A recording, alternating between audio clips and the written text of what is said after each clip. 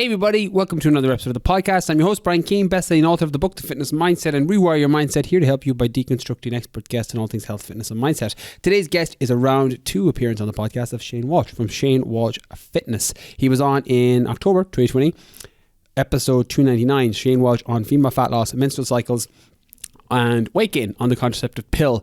Really interesting episode for anyone that is into female fat loss. So I'll link that in the description for today's episode.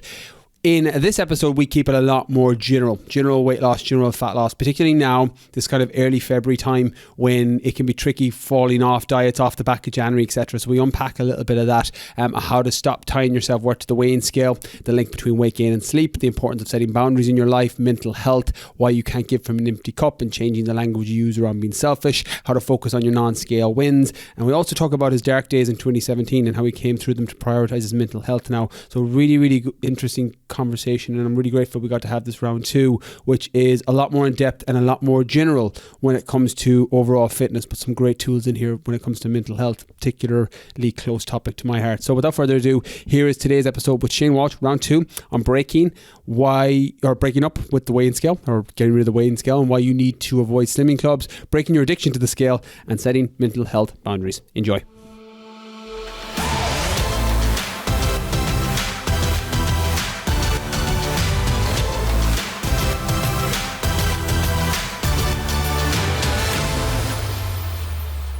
Hey everybody, welcome to another episode of the podcast. I am delighted to be joined with my guest today, Shane Walsh. Shane is an online coach, MNU certified nutritionist, and the host of the Shane Walsh Fitness Podcast. Shane specializes in female fat loss, and this is his second appearance on this podcast, because he was also on the online business podcast, the Brian Keane Business Podcast. So this is technically our round 3 on this podcast, and I've been on his several times. We did round 1 in October 2020, episode 299, Shane Walsh on female fat loss, menstrual cycles, and weight gain on the Contraceptive Pill. Today's episode, we're going to keep it a little bit more general and talk about the things you need to avoid in 2022. I keep saying 2020. I'm in the mindset of 2020. In 2022, now it's February, the first week of February, second week of February, a little bit of motivation falling off track with January, and Shane is going to help us with the power of the weight loss mindset, why you need to use diet failure as feedback, and I'm really looking forward to talking all things health and fitness. Shane, welcome back to the podcast. Thank you very much, my man. Yeah, it's been a few podcasts we've had between the two, so it's exciting to kind of come back and have a chat. So yeah, it's been. I didn't realize it was 2020 when we had the last chat. I was the same. It was. I was looking at the date. I was trying to search the date because we talk pretty regularly on Instagram as well. And I've been on your podcast several times. We've done several podcasts between this and the business podcast. And I was like, but 2020 is just one of those years that you're like, I can't put anything into place from what happened like when. Pre-COVID, you're kind of like, that's how life is based. Like, what happened pre-COVID? And then you're kind of like basing it off that. So it's a little bit strange. But yeah, no, that was.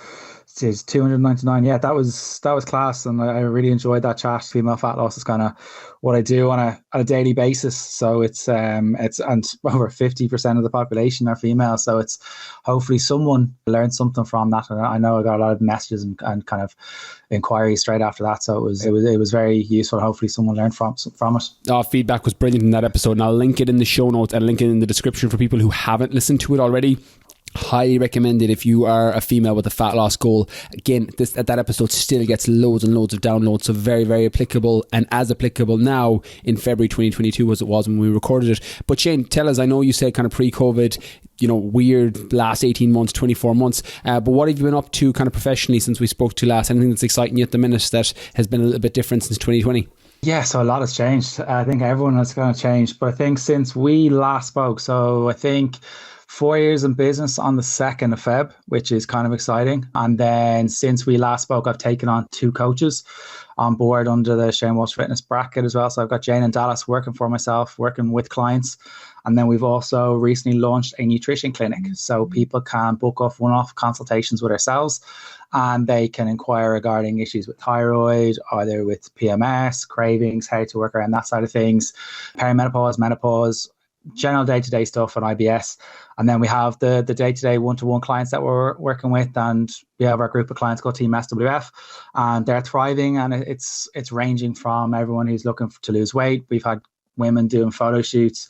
We've had a lot of lockdown babies happen as well, with fertility stuff as well, which has been probably the most rewarding element of coaching during this, people looking to kind of improve their health and mindset, which I think is the hardest part and has been the hardest part for most people. But it's exciting, and it's sometimes it hasn't sunk in how far it's kind of come since the first time we ever met. I know, which is mental. We talked about that a little bit on the first episode when we met at it wasn't the business seminar, because we met in a gym in Dublin beforehand, and then at the business seminar we kind of connected a lot more, and kind of when you were telling me an inside look into your business and where you wanted it to go back when I was doing those seminars, and it's been incredible to see where you've gone since then and the amount of people you're helping and serving. But we won't get into too much on that today, because I want to keep it a little bit more general. And I was on your podcast recently, Shane, and for those who aren't subscribed to the Shane Walsh Fitness Podcast, I highly recommend you do it, just because you have a great interview style. I know we're flipping the script a small bit today with me interviewing you, but you put a question to me that I'm now going to put back to you, because you asked me and the interviewer in me wanted to throw it back to you, but I was aware of what the kind of purpose of the podcast was. But talk to us about people failing diets or the other mindset of diets failing people. I'm going to have a sore bum after this. I'm kind of saying it's kind of we're somewhere in the middle. I think I'm going to sit on the fence. So I think it's kind of, there's an issue with the education system and the regulation system around kind of weight loss and fat loss, and people not necessarily knowing what the difference is. But I do think that it has to start from somewhere in school, in that we get proper education. Like if I look back at school, like Brian, you're the same age as me, like we got nothing in school, knowing what a vegetable is. So like the lack of education around it, and then the old school mentality of going to certain slimming clubs or whatever, that's kind of pushed on people. And if you look at advertising now, when it's everywhere on social media, if you type in weight loss into Google, it's saying what's the quickest fix. It's coming up with certain brands that are very restrictive diets. And then as humans, we always want the quickest approach. We always want how to make the most money in the shortest space of time. We want to lose the amount of fat in the shortest space of time, gain the quickest amount of muscle in the shortest space of time. So it's human nature to want a quick fix. But then, and that's not helpful either. But when people go on those quick fixes, they are basically building a house on a foundation of matchsticks, expecting it not to collapse.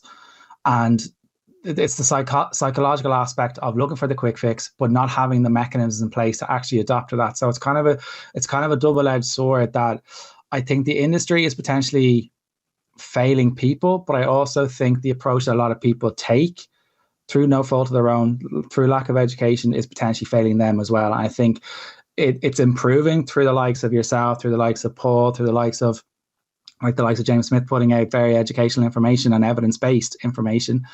But I do think there's an awful lot of improvement to go into schools, get proper talks in, and trying to create or curate some the kind of the youngsters' feeds, and say you can't go on social media unless you have an account before the certain age, not being able to go on slimming clubs and have a contract saying you can't go to a slimming club or go on a diet before you're a certain age. I think the lack of morals in the industry is quite high, in that a lot of clients, a lot of PTs and coaches will look for just for the money and not potentially regards. And I can see that from the people that I get in on a daily basis, that they'll take the money over looking after the actual client. Like a lot of people I work with on a daily basis have gone to highly regarded people, but not necessarily the approach that they're taking has been tailored to them. It's like, well, here's a meal plan. It's like, that's not going to help anyone. That's just like a dictatorship. That's not going to solve the problem. The problem is the 6 inches between your 2 ears, as you've mentioned already. Doesn't matter if that person's is driving a smaller car, it's still going to be the same driver driving the whole thing, which is the brain. And if the brain's not working to someone's strengths, which is trying to get regular meals in, get protein in, get a little bit more movement in, getting a little bit more sleep in, the real small things, unsexy stuff is what's going to help people. It's the sexy stuff like waist trainers and fat burners, all this kind of shit that a lot of people go for, isn't going to help them solve them. So I think we're somewhere in the middle, leaning towards more the education system is kind of probably failing an awful lot of people. When it comes to slimming clubs in particular, Shane, from your experience, what do you think the pull of those clubs are? I think the community element is huge. I actually do enjoy that element of it, but I do think it's the big pull is that it's cheap and cheerful. Like you're ultimately paying someone €5 or €10 to go and weigh yourself, but then you're also paying someone €5 or €10 to tut you when you're up and high five you when you're down. when you could ultimately save that money and probably do that yourself. And I probably wouldn't encourage most people to weigh in anyway, because most people will put their self-worth onto the scales. But when people are going to slimming clubs, they're kind of like, they're looking for a community, a like-minded community, which is great. But I do think they're looking for the quickest fix, because they can see all these transformations, these marketing ploys that these companies are using, and they're very clever at how they market. But there's a reason why the previous CEO has said 96% of people have failed on that system. It's a very cheap alternative. And I think a lot of people do struggle to put enough money into their health, and they'll probably spend it somewhere else. And they don't probably want to invest more money into their own health, because deep down somewhere they have a fear that they're going to fail. But if the approach doesn't change, you're going to continuously go down a rabbit hole, or else you're going to be on a roundabout and won't be able to take the right turn. And you're going to be stuck on that hamster wheel for a very, very long time. So I think it's the quick fix. I think it's the community element of it. I think it's the low barrier to entry. And I also think that it's like, normally the people who are holding those meetings are probably friends of friends, and they don't want to I've had someone tell me recently they didn't want to let that person down. It's like, well, that's the wrong approach. You're not letting that person down. You have to look after your own health and own mental health. You shouldn't be doing this for someone else. You need to do it for yourself. And then once that penny lands, it's like freedom. You're like, no, I might actually need to do this for myself. Yeah, I love that. Like the analogy I use, or the example I use on social media when it comes to slimming clubs, is like, you wouldn't go to your barber or your hairdresser to fix the engine in your car. I'm like, don't go to a slimming club to look after your nutrition. I'm like, they're not experts in that area. They're not qualified. They're not even certified. A lot of these people haven't even gone through any basic education when it comes to food. Now, that's not to knock on all of them.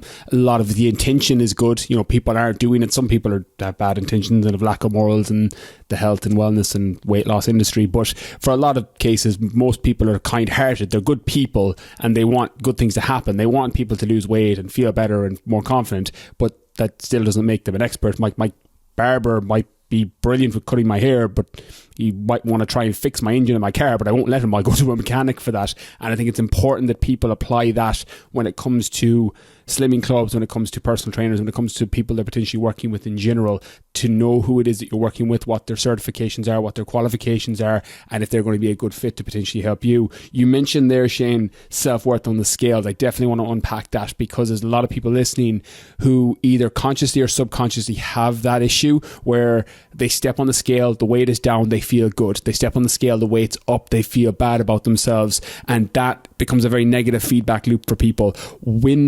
And from your experience, what's the kind of first step towards addressing that? Now, I know it's a Pandora's box of a question, but for somebody that's listening who realizes they have an issue with this and they want to kind of go from 0 to 1 with it, what advice would you offer them?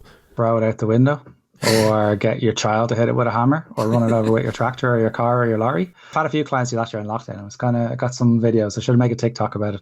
I think I'm too old for TikTok. I think with self-worth and the scales. So the scales is a metric. In the right hands, it's a great tool, but also so is a hammer, and you don't change a light bulb with a hammer. So if you're stepping on it, going with the intent of, if it's up, I've been bad, and if you're stepping on it saying, if it's gone down, I've been good, you're using the wrong metric. Like, the scales is there as one form of metric. There are other ways. Like, you don't ultimately go into a shop looking for a size 70 kilos. You go into a shop looking for how you fit in clothes, how you actually, like, when someone's like, I have a lot of clients who are getting married, and when they say I want to be a certain weight to get into a dress, like, well, you don't go into the shop based off that. You go and buy how you look. Like, if it's a low cut, you need to work on your shoulders, your back a little bit more, or whatever it may be. But if you're putting your self-worth onto it, you have to look at it like, is it the right method or metric for you? Like, you don't, if your bank balance goes up and down, you probably don't get that irritated, but you're there's an emotional attachment to it. And I think it leads into the first question regarding the educational system, is like, if you've been in that slimming club background, you're told that that's the only way. And it's a very hard psyche to break unless someone is actually deep down looking into it. So the first tool will be to get rid of it. And people were like, well, how do I know if I'm making progress? Are you sleeping better? Or have you got a better mood? Are you more confident with your clothes off? Are you having better sex? Are you having sex with the lights on? Are you eating more nutritiously? Are you getting stronger in the gym? Focus on non-scale victories rather than just so based on the scales. The scales is a great metric, but it's like the stock market. We have no control over the stock market. It's going to go up and down, up and down, up and down. But what we do have control of is if we step on it, and we do have control over our actions. So if each time you step on the scales, it's like a gun. A gun can't go off without the trigger being pulled. So if you're stepping on scales and the gun goes off, remove the trigger, and the scales and the trigger won't go off. So it won't in inverted commas, derail you. And the only reason why it would derail you if you're saying to yourself, I am let me step on a piece of plastic. Like, if you say it out loud, it's quite funny to say it. But when people realize that freedom, it's like, well, why have I done this for so many years? It's like, well, you've done it for so many years because the only way you've been taught.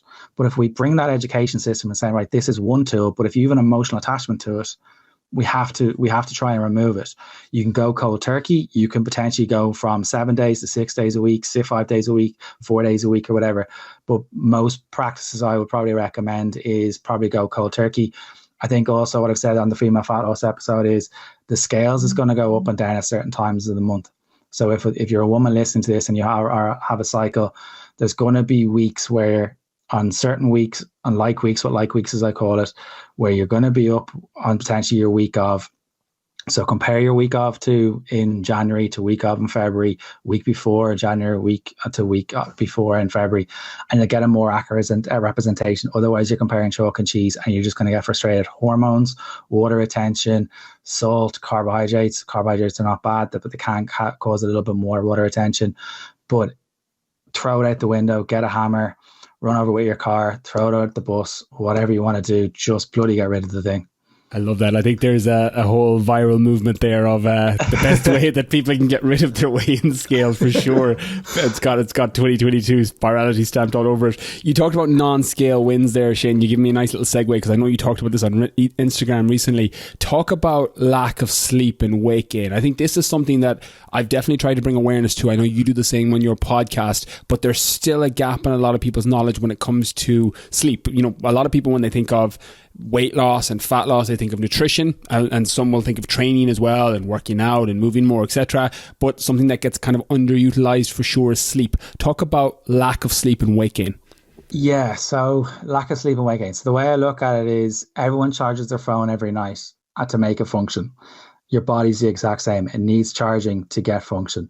And a lot of people, unfortunately, will go down the rabbit hole of potentially overtraining, or as I call it, under recovering, and not giving themselves enough chance. They'll think that they need to hammer their body in order to get results. There's a time and a place to do that. Yes, when you're potentially training for like a triathlon or whatever it may be, your training will be a little bit more.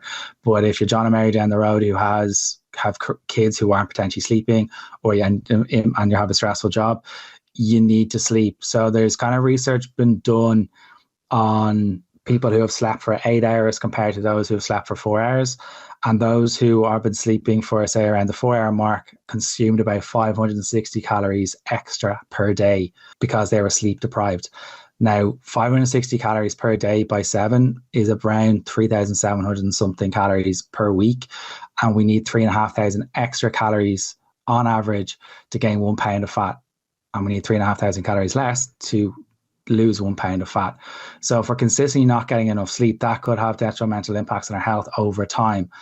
So, and lack of sleep can also down-regulate your hunger hormone.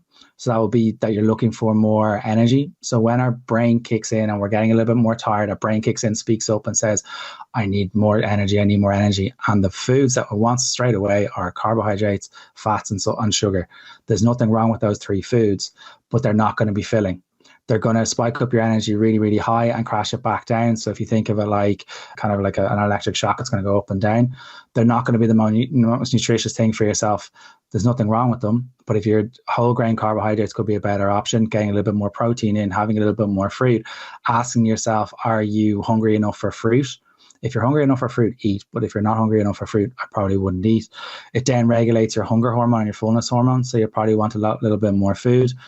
You could be a little bit more heightened to stress, and stress can have a massive impact on your health. If you're like sticking a fork into a toaster and expecting not to get shocked. So you need to look at your stress It could make you not have cognitive function, that you may not be able to do your job. You may be a little bit more irritable at home. Your libido, your strength won't go down in the gym. You may not be able to kind of function a little bit more. And it has a massive, massive impact. I think some of the boundaries that I bring in myself, I definitely did at the beginning of the first lockdown, was I have two phones, a work phone and a real life phone. And the work phone wasn't allowed to leave this room. And the bat phone, the real phone, wasn't allowed to be in my bedroom after 7 p.m. Now, some people were like, that's a bit extreme. I'm like, yeah, but I've slept, and there's a reason why my mental health is at a certain level where it is now. Another way you could bring yourself and get better sleep is bring an app called Freedom onto your phone, and you'll block out the apps. There's apps on iPhones and things as well, and apps on Android as well that you can bring in and knock out the phone, knock out the apps, and you'll have to uninstall the app to kind of download it. You could potentially reduce your caffeine. So caffeine has a half-life of about 5.5, 6 hours. So if you're having coffee at 3 p.m., it's going to be sitting in your system at 3 a.m. Obviously, people will be able to handle a little bit more. Like, my dad can drink coffee at 10 p.m. and be grand, but I know he's not grand. I know he's definitely not still getting the proper sleep, but I won't tell him that. But at the same time, like, if you're not getting, and if you're having too much caffeine and then expecting to sleep, it's not going to work. So potentially bring it down to about midday. You can have decaf, there's still caffeine in that. You can still have tea in replacement if you're looking for that warm drink or whatever. You could potentially have a cup of cocoa if you want. But like, sleep is like one of the most underutilized. I call it vitamin S. It's one of those vitamins that most people don't look at. Rest and recovery is huge. I'll bring it back to the point of, you charge your phone every night, you need to charge your body. It's funny, I have a different S for my vitamin S when it comes to sleep. But we won't go down that rabbit hole. I'm curious, you mentioned your mental health there, Shane. I wasn't going to unpack this, but as somebody that's always trying to add tools to my arsenals, particularly fucking January and February, like, these are months where, you know, I know seasonal affective disorders is a kind of a mixed thing, whether it's legit or not, but I definitely find my mood, I really, really struggle in January and February in particular. Every year for as long as I can remember.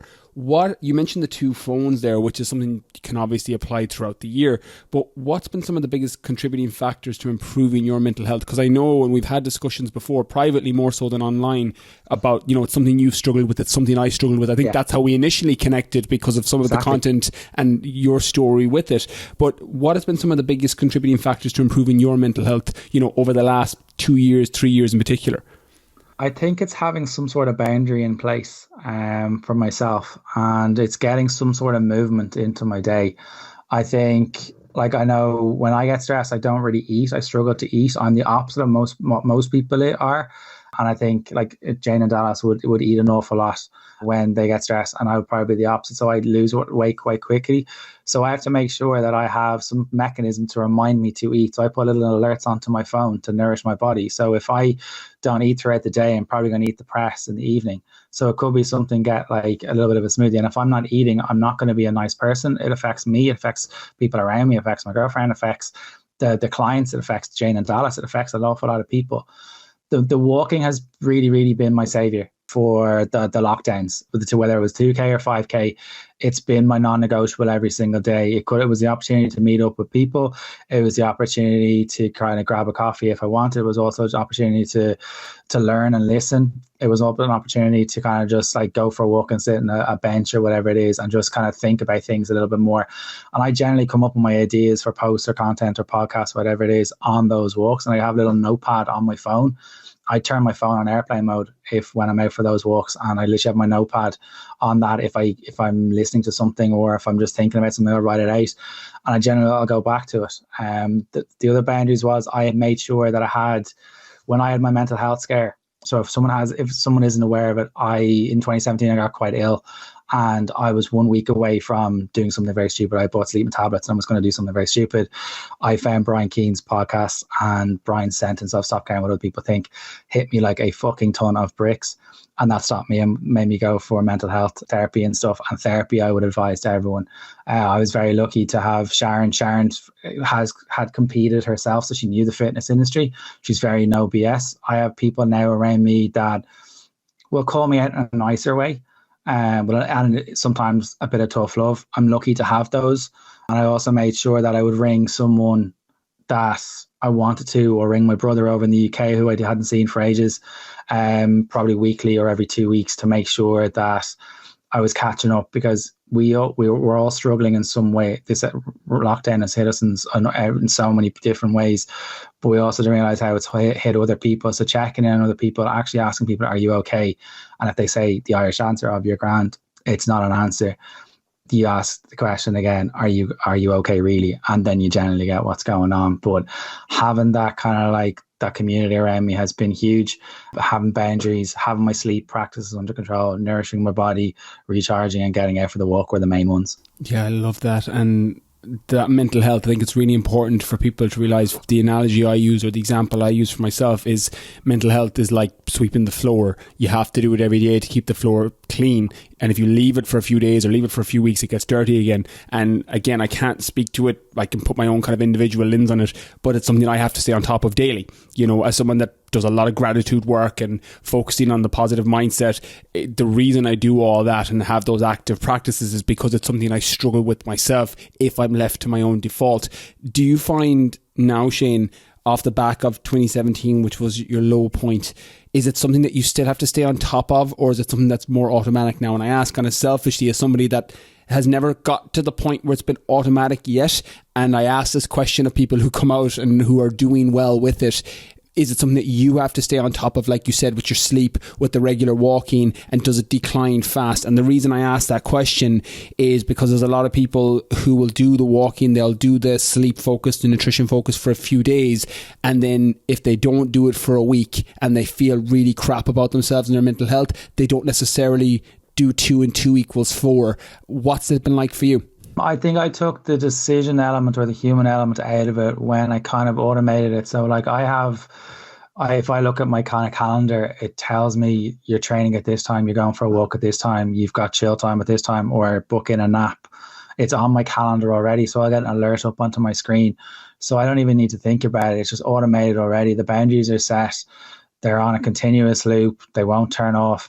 Obviously, there's times where other things take over, but that's because I value that more at that time. But when I don't do it, I realize I need to go back to it. It rarely happens twice where I don't do it in a row. It may happen once, but it's very rare. But the big thing for myself is if I don't sleep, I just can't function the next day. Like, that's why I didn't last very long as a face-to-face PT. The 5 a.m. starts nearly killed me. Yeah, it does. I'm curious as well to kind of unpack that.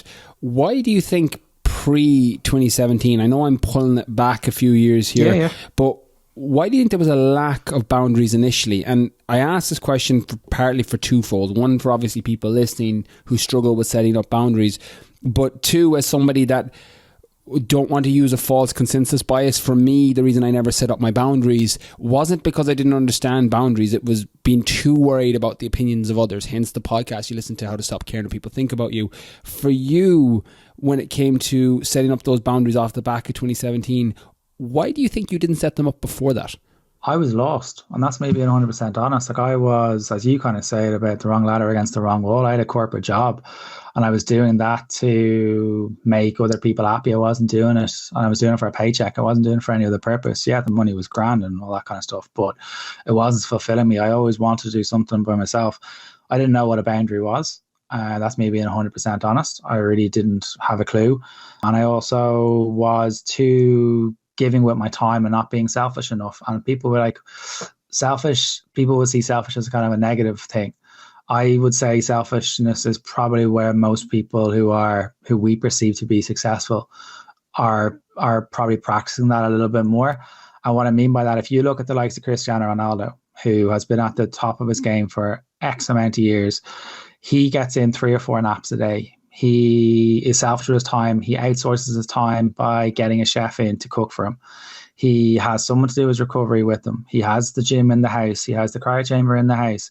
He has everything that he needs. Yes, he has the financial means to do so 100%, but he didn't always have that. He had to have that inner drive to be able to go with something. He's had his dad pass away, whatever it may be, at a certain age through alcohol abuse, but he's had the ability to say, no, I want to be the best in the world. How do I get to that step-by-step approach? And if that meant being a little bit more selfish for him to be able to get to a new record, to be Real Madrid's top ever goal scorer, or be able to play in the Premier League at 36 or whatever it may be, or score the 111 or 112 goals, whatever he's got in the international football. He's had that, and people are afraid to be selfish because we care too much what people think. And when you said that to me, I don't think I'd ever really listened to a podcast before I came across yours. And when I heard that sentence, it really hit me like a slap in the face. I was kind of like, I can either live the life that I want, or I can live my life for other people. And I know which one I would prefer. I know I'd rather leave this earth knowing that I've done the best I can rather than doing the best for other people, because I have to be able to, one, look after myself. I have only one mental health. I only have one brain. I want to look after that.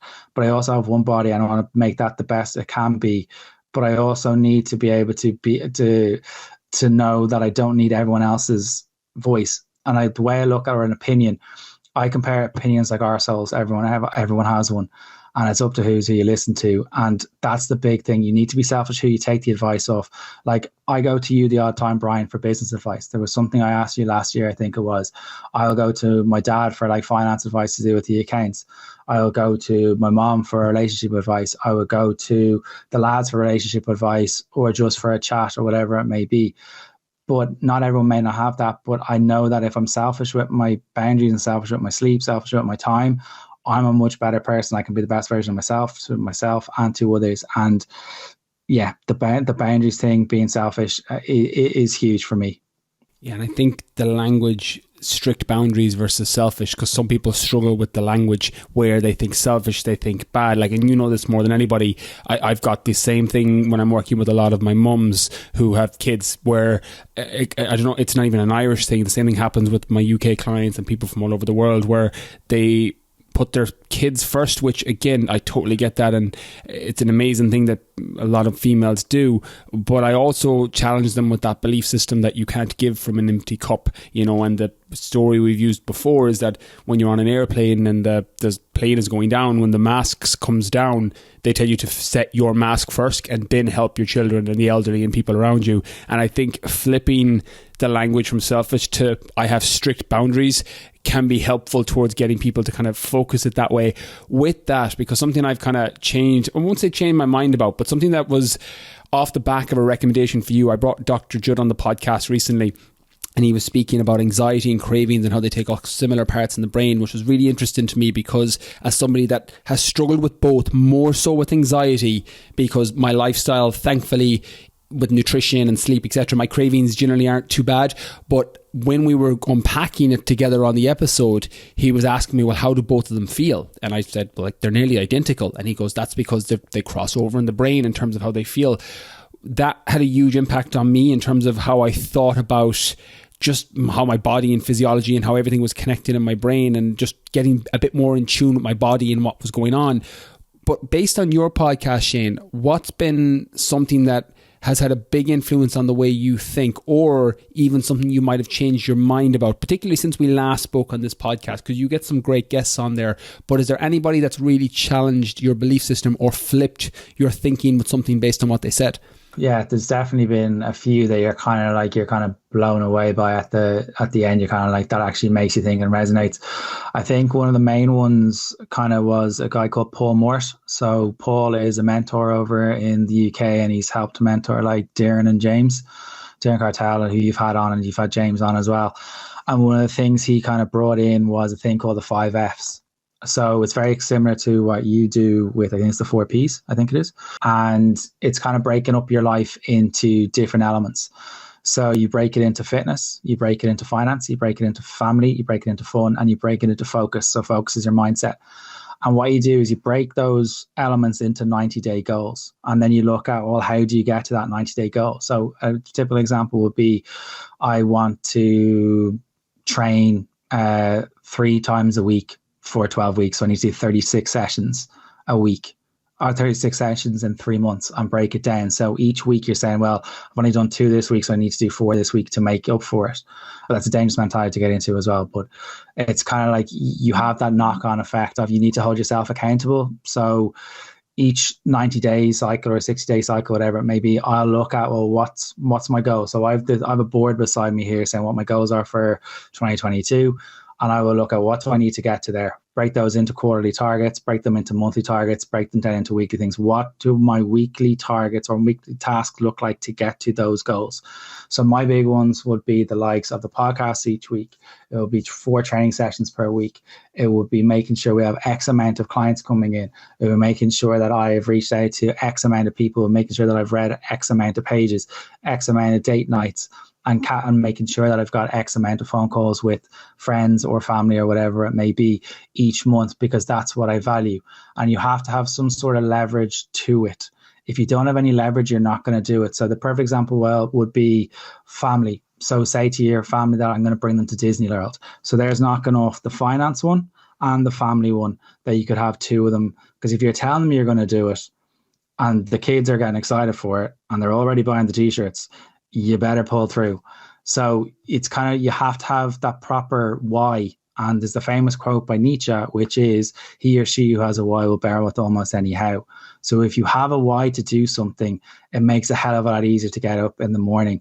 If you're just drifting through life and sauntering through life, you're relying on motivation, you're relying on external factors, you're relying on everyone else to do something for you. But I'd say Paul Mort's 5 F's has changed. My psyche has changed, the output, and has also changed probably. I was lucky enough to work with Paul at 1-to-1 as well, and kind of dig into a little bit more. And it's that side of things. And he talks about, with John DeMartini, I think as well, was another lesson he spoke about, of we always do what we value more. So when we have a choice between 2 things, we'll always choose one or the other. It's like whether to go to the gym or not go to the gym. And it's what we do value more. Sometimes you just need a day to sit on the couch and watch a movie with your girlfriend. That's not necessarily a bad thing. It's just that you value it more. So that is probably the 2 things. I love that. Like, I think a question that I could put to everybody in this podcast, and there's very few questions, like, again, you know, Shane, I'm a big believer in the power of questions, because you can ask the same question and get a different answer based on where your life is at right now. I talk about it in Rewire Your Mindset, my second book. But I think one question that everybody should be able to answer, and if they're not, it would be the thing I would focus on in the back of this podcast, is what do you value? I think that one question can, if you're feeling lost, I've been a long-term subscriber, as somebody that's been there similar to you in 2017, it was considerably before that for me. If you feel lost, put yourself in a position to be found. And a way to do that is to ask the question, what do I value? Because once you do that, it gives you direction when it comes to your business. Like, it makes business decisions very easy. You know, what it is you sell, what you promote, what you do, what you don't do. It makes family decisions a lot easier. You know, if you know who it is that you value within your family and your friend network, because you can prioritize and spend time with those people and make sure it's high quality. But it all comes back down to knowing what you value. And I think if you are listening to this podcast and you're unsure and you can't answer that question straight away, you know, I can ring it off. I've got my daughter, my partner, my family, the losing yourself in the service of others when it comes to creating content online. They're automatic answers that normally come up. And I think it's important that you're able to answer that, because if the difference is, well, I skip the gym or go to the gym, if you truly value losing weight or looking a certain way or building your confidence, or, you know, repeatedly keeping those promises to yourself and building self-confidence that way, and you do it and you value that, you're going to get up and do your workout. You're going to prepare your meals. You're going to choose the salmon and baked potato over the McDonald's or the Burger King at lunchtime. You're going to make different decisions based on what it is you value. And if that's running on automatic and you haven't asked that question, then there's a large portion, and I would imagine there's a good chance that you're not going to hit your goal, or you're just randomly moving in a direction and you need to course correct. And that can be the starting point of it, as somebody that's lived it personally. You mentioned there X amount of pages for books, because I know you're a reader, Shane. I'm not going to ask the books that have impacted you the most, because we talked on that on the first podcast, but I am going to ask, is there any books that you generally recommend to clients? And again, it might not necessarily be weight loss or fitness related. It might be in a completely different direction. You know, for example, I'm a personal trainer, nutritionist, etc. And I regularly recommend A Man's Search for Meaning, the Viktor Frankl book, which has nothing to do with health or fitness. It's the actual complete opposite, but it's something that can help people with mental health issues, with gratitude issues, with perspective.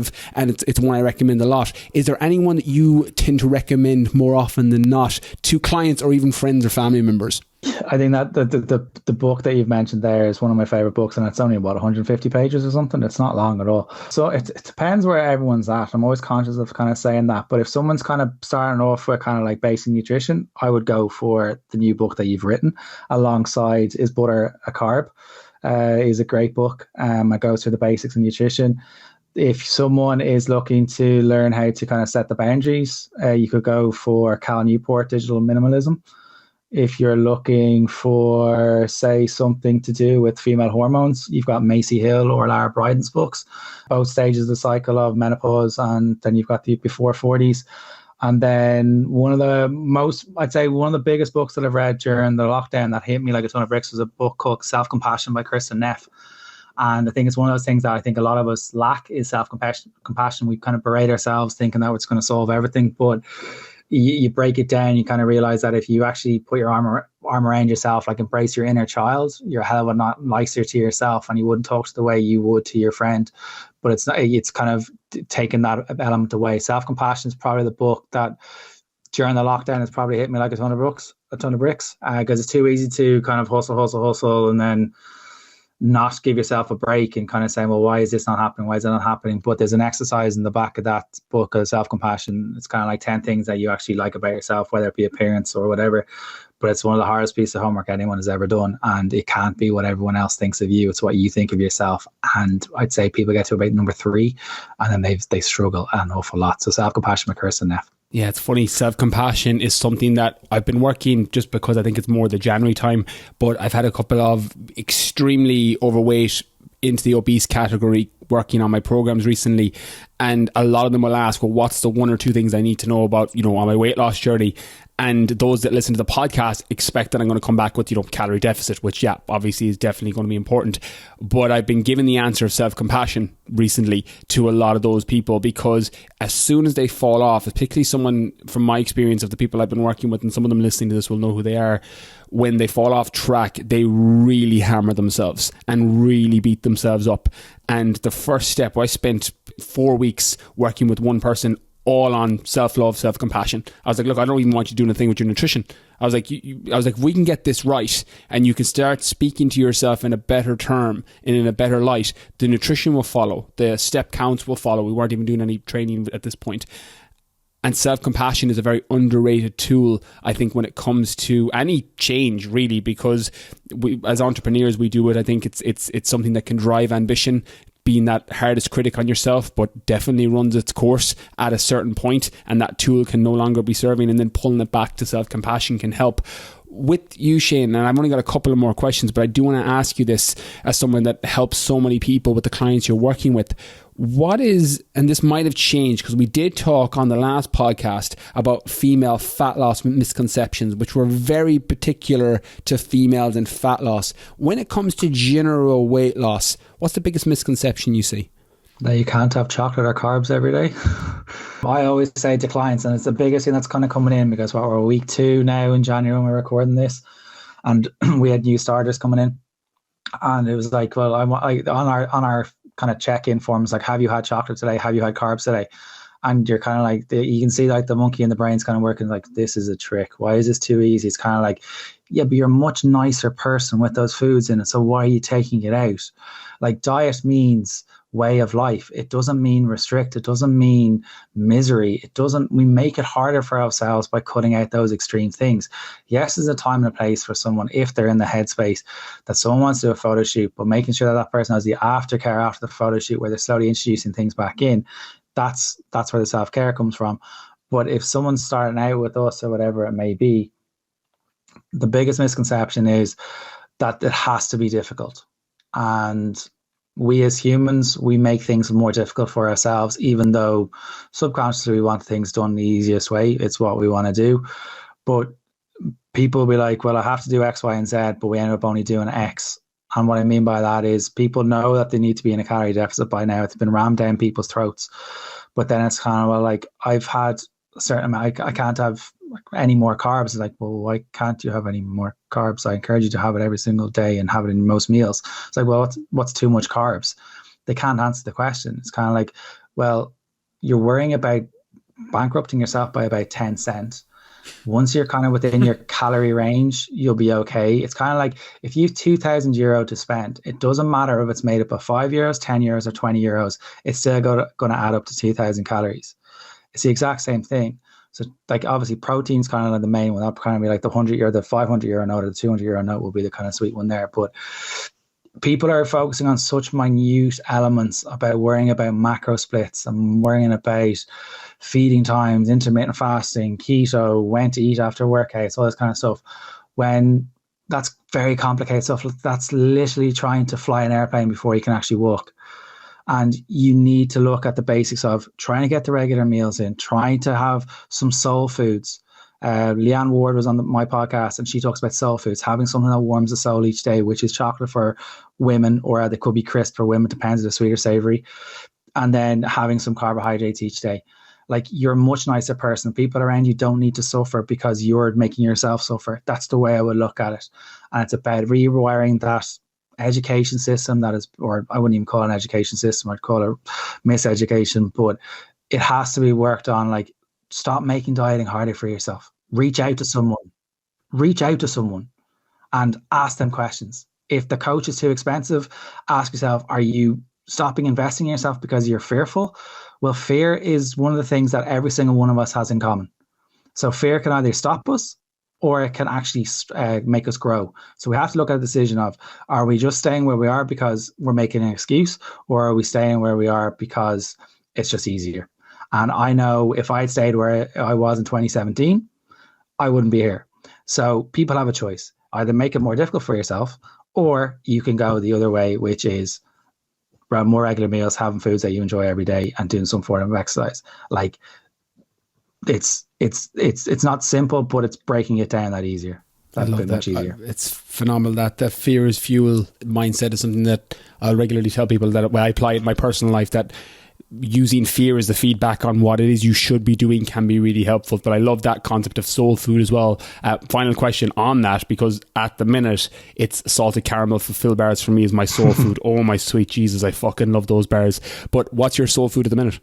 My clients are going to shout up now and say Shane's obsessed with ice cream. Ice cream is my thing. I think I could marry ice cream tomorrow. Like, I think I'd run away with it. I think I would. I think I'd leave my family for ice cream. No, it's like there's ice creams that you get in Little Aldi, and they're like magnums, but holy Christ, they're good, and they're cheap as cheerful. But literally, it's my relaxing time in the evening. If I'm watching a football match or whatever it is, it's my chill out time. Literally have it probably about an hour after dinner. And yeah, it's a passion of mine. And there's Teddy's. I'm lucky enough to live near Dunleary, and Teddy's have these Kinder Bueno ice creams. So it's chocolate syrup, ice cream, Kinder Bueno, ice cream, chocolate syrup, Kinder Bueno, ice cream, chocolate syrup in a cup. Holy Christ. It's unbelievable. I love it. And for everyone listening, it's danger in the dose, because otherwise we're ending this weight loss mindset, fat loss podcast with a call to action to just go eat a shit out of ice cream and fulfill bars. Exactly. Yeah. So danger in the dose, factor it into your plan, keep those soul foods in. Absolutely love it. What a great way to finish. Shane, for everybody listening, where's the best place for them to follow you online? For anyone that wants to work with you directly, and the podcast, obviously where you're listening to this podcast, you can find Shane's podcast as well. I'll link it in the description. But for anyone that wants to follow you online, is it on Instagram? And anyone that wants to work with you directly or work with the team, please give those notes now. So thank you so much for having me on again, Brian. So the Instagram is at Shane Walsh Fitness. There's the podcast, which is Shane Walsh Podcast. And we're at about episode 240 odd now. And then if people want to work with us, pop us a DM at Shane Walsh Fitness, or head over to the website to work with the team, www.shanewalshfitness.com. Amazing. And for everybody listening, I will link those in the show notes on briankingfitness.com and in the description for today's podcast, wherever you're listening, Apple Podcasts, Overcast, Spotify, etc. Shane, keep doing what you're doing, mate. Delighted we got to catch up again, and again, round 3 in the future for sure. Thank you so much again. Thank you so much, Brian. There you have it, Shane Walsh on why you need to avoid slimming clubs, breaking your addiction to the weighing scale, and setting mental health boundaries. Really, really glad we got to have this conversation and went in a kind of a bit of a different direction to what I had planned. So I hope you enjoyed it as much as I enjoyed recording it. As always, if you enjoyed today's episode, be sure to take a screenshot, pop it up in your Instagram stories. Or if you are someone who's interested in my takeaways from the podcast, you can subscribe to my email newsletter. And every Thursday, I send out my top 3 takeaways from that week's podcast episode. So this Thursday, it'll be my top 3 takeaways from today's episode with Shane. So just head over to briankeenfitness.com, scroll on the homepage and pop your email into the newsletter on there, and you'll get that email every single Thursday. That's all from me for this week. Catch you all on Monday.